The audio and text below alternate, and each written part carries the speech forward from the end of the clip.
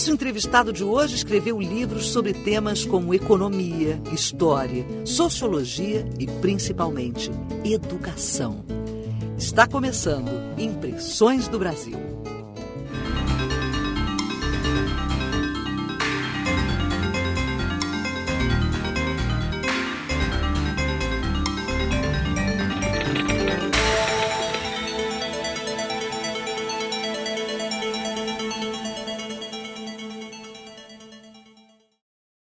Hoje, quando eu vejo esse pessoal no Brasil, os doutores, PhDs, contra as cotas para os negros, eu digo, mas como é que eu posso ser contra? Eu estudei na França com uma cota para latino-americano exilado. Você está desperdiçando talento quando você não educa uma pessoa. Cristóvão Ricardo Cavalcante Buarque é pernambucano do Recife. O gosto pela política e pela literatura marcam a trajetória desse engenheiro, economista e professor universitário que sempre se dedicou à educação. Eu me lembro dessa infância, escuridão, porque a luz ainda não era uma coisa que ficava acesa todas as noites. As lâmpadas dos postes eram umas coisinhas muito apagadas. E me lembro muito dos maruins. Sabe o que é maruim? Aquele mosquitinho bem pequenininho. A gente ficava na calçada e ele comendo a gente. Porque havia o costume, naquela época ainda, de ficar lá de fora da casa conversando. Como a rua não tinha praticamente calçada, então tinha um toco de coqueiro. E ali chamava o Clube do Toco, eu me lembro. Os adultos ficavam ali, mas as crianças brincavam ao redor. E os adultos ficavam conversando ali. E tome maruim, comendo a gente. Meu pai tinha 3 anos de escola. Minha mãe tinha 3 anos de escola. Mas os dois liam. E segundo, empurravam a gente para ler. Eu cresci, na minha sala tinha um livro que meu pai dizia que me deu no dia que eu fiz 1 ano de idade. Ou seja, meu primeiro aniversário, eu ganhei uma coleção de livros chamado Tesouro da Juventude, que eu tenho até hoje um exemplar, porque dava muito cheia do Rio Capibaribe lá na minha rua. Então, sobrou um para mim. É com ortografia ainda de antes do PH, do tempo do PH, em vez do F. E tinha livros na minha casa sempre. Leitura começa quando se tem livro em casa, como futebol. Se não houvesse bola em casa, ninguém jogava bola. Mas todo mundo tem bola em casa. Quem tem livro termina começando a ler. E aí eu comecei a ler muito cedo, por influência doméstica de 2 pais que não terminaram a 4ª série primária, mas que incentivavam a leitura. O primeiro livro que eu comprei foi Os 3 Mosqueteiros, numa edição popular, na loja chamada 4 e 4 Centro, que depois deu as lojas brasileiras. Eram chamadas 4 e 4 Centro naquela época para nós, no bairro da Encruzilhada, que é perto do bairro dos Aflitos, onde eu nasci. Eu me lembro que eu comprei. O primeiro que eu li eu não lembro. Mas eu tive a sorte também de estudar numa escola que incentivava a leitura.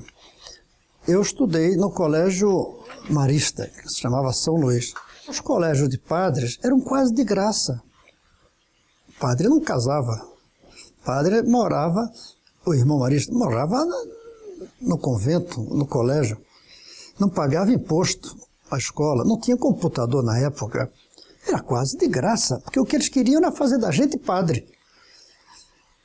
Eu não sei quanto meu pai pagava por mim e meu irmão, mas eu sei que era muito pouco. Essa escola marista me fez também ler muito. E eu comecei a ler muito literatura, que é o que mais atrai uma criança.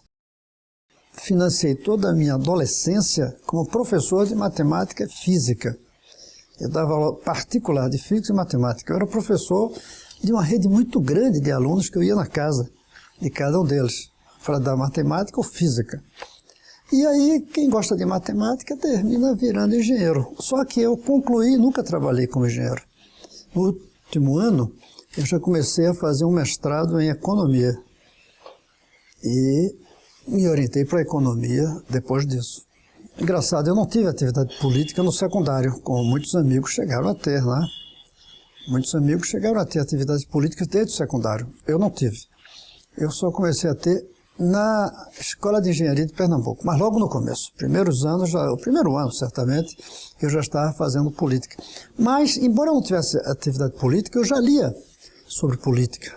Eu comecei a ler Marx antes da universidade. Eu comecei a ler muito o que eu gosto de chamar os panfletários brasileiros, que meu pai me dava. Meu pai era um homem de esquerda, apesar de não militar em nada. Eu me lembro muito de um livro chamado Senhor Deus dos Desgraçados, que é um panfleto fortíssimo, grosso. Eu comprei um dia desse no sebo, esse livro. Não me lembro agora o nome do autor. Eu comecei a ler esse livro que me impactou muito e me deu uma consciência política. Eu li Josué de Castro, ainda no final do segundo grau, e aos poucos eu fui tomando uma consciência forte. Mas foi na faculdade que eu comecei a militância. Eu fui um militante muito envolvido durante o período da universidade e mesmo depois da universidade, alguns anos, na ação popular, na clandestinidade, tendo uma vida legal também. Eu nunca fui daqueles que entrou na vida clandestina inteiramente. Nós sempre mantive os dois lados. Mas a situação começou a ficar muito difícil. Um amigo meu foi assassinado, o outro levou um tiro, ficou paralítico. O padre Antônio foi assassinado, que trabalhava com Dom Helder. Eu trabalhava com Dom Helder nessa época, não em tempo integral, mas eu de noite, e vi que estava ficando muito difícil levar a vida ali. Naquele momento você tinha duas alternativas. Uma, ir para a clandestinidade de vez, ir para a guerrilha, lá em Araguaia, ou ficar na cidade, mas clandestinamente. Ou sair do país. A ambiguidade não estava dando mais. E eu decidi sair. E o Dom Helder me ajudou muito, com uma carta para um amigo dele. Hoje, quando eu vejo esse pessoal no Brasil, os doutores, PhDs, contra as cotas para os negros, eu digo, mas como é que eu posso ser contra? Eu estudei na França com uma cota para latino-americano exilado. E quase todo brasileiro que fez doutorado lá fora se beneficiou de cotas. Cotas que o governo americano dava para brasileiros, argentinos, uruguaios, né, para os estudantes do Sul. E então, em 1970, eu e a Gladys fomos para a França.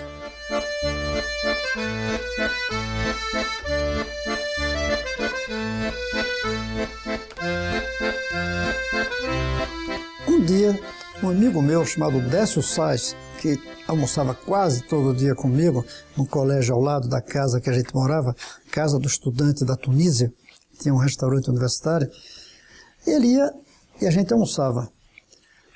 Um dia ele chega e almoça mais cedo que eu. Quando a gente vai para o almoço, ele já vem voltando. Aí eu dou a chave do quarto para ele subir e esperar a gente tomando um café. Quando eu volto, ele diz, quem foi que escreveu isso aqui que está na parede? E a gente tinha um quadro na casa, no quarto, onde botava as lembranças do dia. Eu disse, fui eu. Ele disse, mas isso está muito criativo. E aí começamos a conversar, e eu disse, eu já escrevi até uns contos, e dei para ele levar os 3 contos. Ele voltou no outro dia com comentários sobre cada um dos contos, comentários maiores do que os contos. O que é que estava ruim, o que é que estava errado, por que é que eu estava cometendo o erro de botar a minha opinião no conto, em vez de deixar que o personagem desse a sua opinião. Faltavam detalhes. Antes dele trazer isso, naquela mesma noite, eu escrevi outro. E eu disse, bem, então você leva esse outro. No outro dele me disse, é uma diferença total entre os primeiros e esses. É o amadurecimento desses últimos 5, 6 anos. Aí eu comecei a escrever e ele me criticar. Daí que o meu livro, Astrícia, eu dedico a ele, Décio Sais. Eu comecei a escrever contos com uma regularidade muito grande. Muito grande, muito grande. E aí, quando eu saí da França para o Equador, porque depois que eu terminei o meu doutorado em economia, eu achei que não era hora ainda de voltar para o Brasil, em 73. E consegui um emprego no Banco Interamericano de Desenvolvimento, que fica em Washington, mas está no continente inteiro. E eles me mandaram para o Equador, para dirigir um programa de treinamento de técnicos do Banco de Desenvolvimento deles. E eu fui dirigir esse programa lá. E lá A Gladys pegou, datilografou esses contos todos e publicamos naquelas máquinas de rodar, um mimeógrafo já mais moderno. E publicamos um livro chamado Estouros no Juízo, que eu tenho por aí em algum lugar. Estouros no Juízo, porque é um dos contos. São os estouros que ocorrem no juízo de uma empregada doméstica, quando ela vai descobrindo a vida dela. Esse livro, que não é livro, ficou. Mas eu continuei escrevendo. Ao longo de todos os anos que eu tive no Banco Interamericano, eu fiquei no Equador, depois fui para Honduras, onde fiquei 2 anos, depois para Washington, onde fiquei 4 anos. Eu fiquei 9 anos em total fora do Brasil, mas vindo aqui. E sempre com passaporte. Nunca fui um exilado, digamos, perseguido. Não, eu vim aqui diversas vezes. É verdade que durante um período eu usava um passaporte especial da OEA, do jeito que tem um passaporte das Nações Unidas. E continuei escrevendo. E logo que eu cheguei aqui, eu tive o privilégio de ter contato com a editora Civilização Brasileira, Enio Silveira, que foi fundamental para mim. E ele publicou o meu primeiro livro de ficção, que foi A Ressurreição do General Sanches. Um livro até que, naquele momento, deu uma certa repercussão, porque também ainda estávamos na ditadura, foi 81, e o livro já é muito irônico em relação aos militares, não aos brasileiros, de um país fictício, né?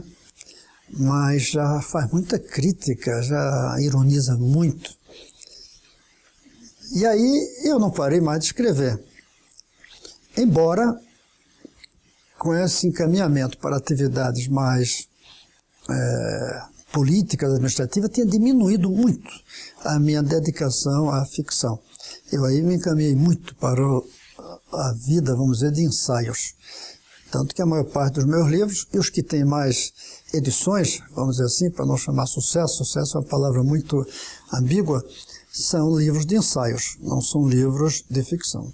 Os 4 de ficção publicados não tiveram essa repercussão.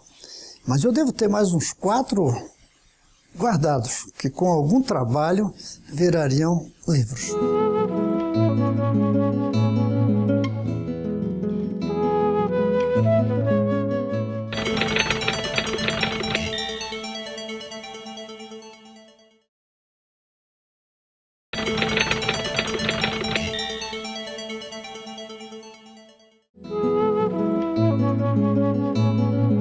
Do jeito que o Sebastião Salgado teve a sorte de ir para a África e ali fazer as fotos dele, que viraram o padrão Sebastião Salgado, eu tive a sorte de ir no Banco Interamericano circular muito pela América Latina.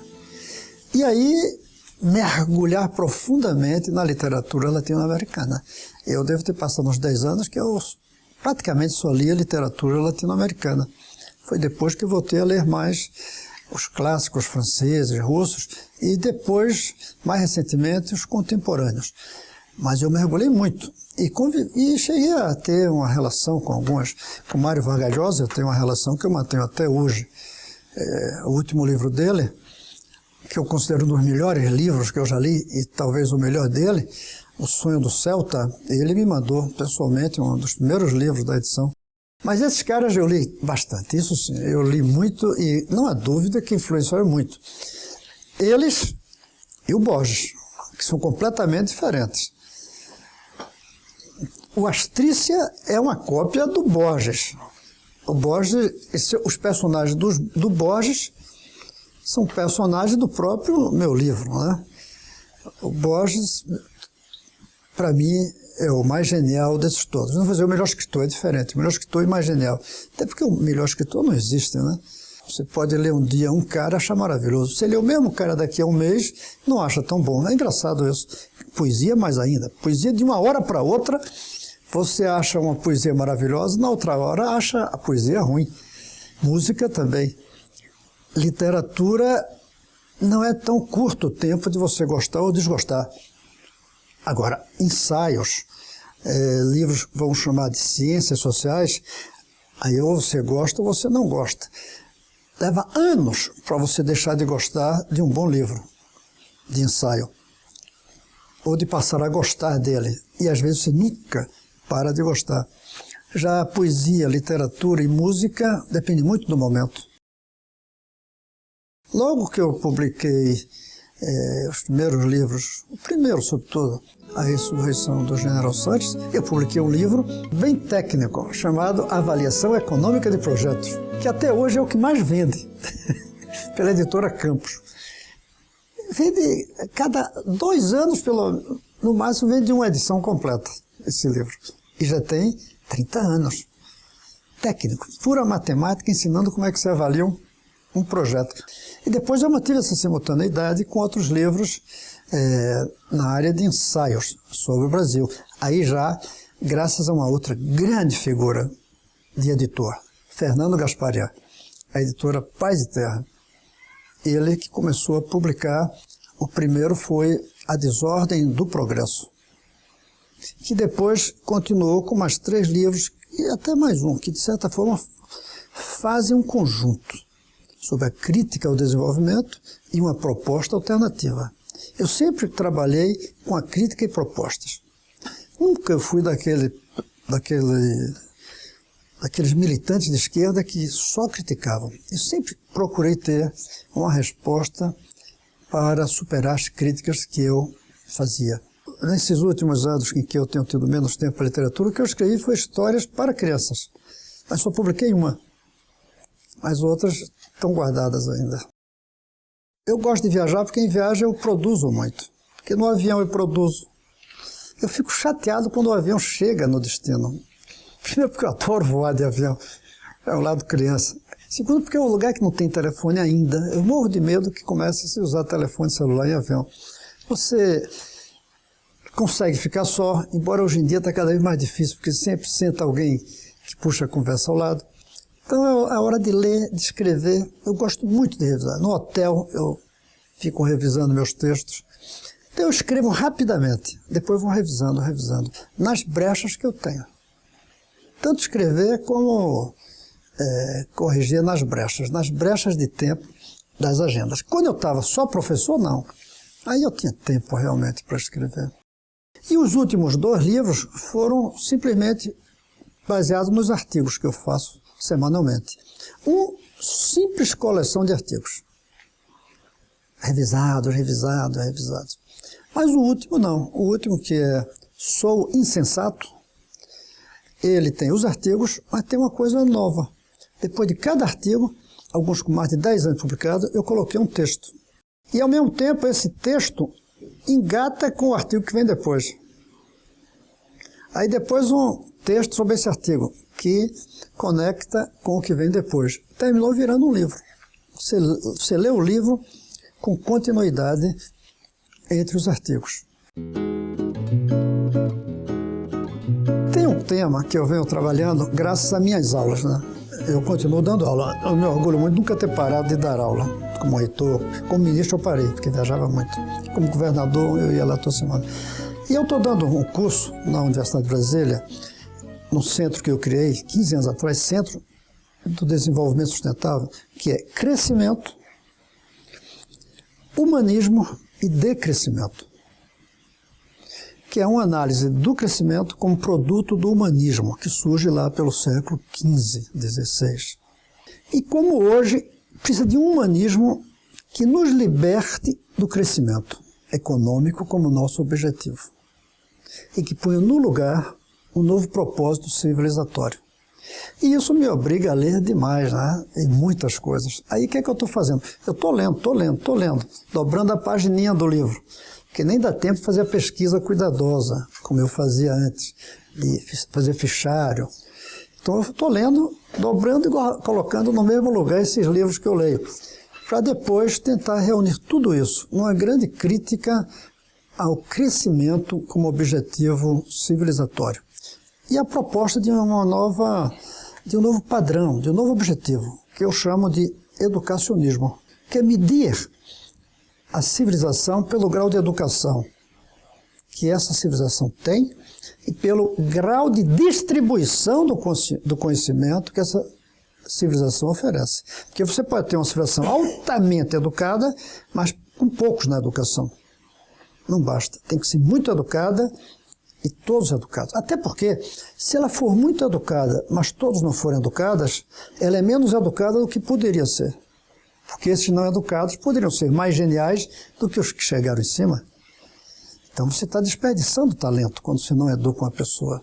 Esse é um lado. E o outro é que a educação depende do ambiente. Se você coloca vamos supor, um grande doutor em literatura francesa numa ilha deserta com um analfabeto, esse grande doutor vai terminar caindo. Porque ele não tem com quem conversar, ele não tem o impulso. Os pedagogos reclamam, dizendo que a concorrência é ruim. Concorrência é ruim, mas impulso é bom, incentivo é bom, estímulo é bom. E o estímulo só vem de uma certa... Eu não sei se a palavra é concorrência ou a gente tem que inventar outra. Está no tempo de inventar palavras. Talvez sempre você inventar uma palavra que não seja exatamente concorrência, nem seja só estímulo. Um empurrão que vem da disputa. Vamos compor uma palavra que combine. Disputa e empurrão. Disputa e empurrão. Os japoneses são bons nisso, porque como eles trabalham com ideogramas, você pega o ideograma de impulso, coloca o ideograma de desafio, do que for, aí faz uma nova palavra. Escrita. Depois eles inventam o nome.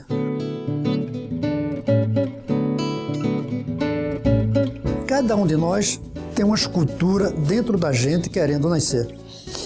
Eu peguei isso a partir de, se não me engano, Michelangelo, que dizia que quando ele via um bloco de mármore, ele sentia que tinha ali dentro um anjo pedindo para ser libertado da pedra. O trabalho dele era só tirar o que segurava o anjo.